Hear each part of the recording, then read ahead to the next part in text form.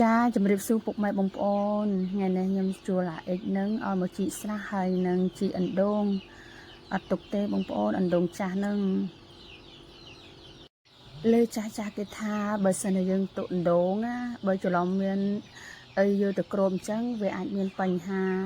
ឈឺដល់ម្ចាស់អីអញ្ចឹងទៅអញ្ចឹងហើយបានខ្ញុំឲ្យអាសនីនឹងគឺអណ្ដូងចេញបន្ទាប់មកខ្ញុំក៏ឲ្យកិតកះដបោកណាដែលមានដបោកធំធំជីដបោកធំធំបានអស់ហើយឥឡូវចាប់ដើមជីកស្រះដើម្បីយកអាចដីនឹងទៅចាក់កន្លែងលិចទឹកដើម្បីយកដីនឹងមកដាំដំណាំហើយគ្មានបានដីទេបងប្អូនហើយអរគុណវីដេអូមានតែប៉ុណ្្នឹងទេបងប្អូនបើចូលចិត្តនាងខ្ញុំជួយ like ជួយ share ជួយ follow page ឲ្យនាងខ្ញុំម្នាក់មួយផងណា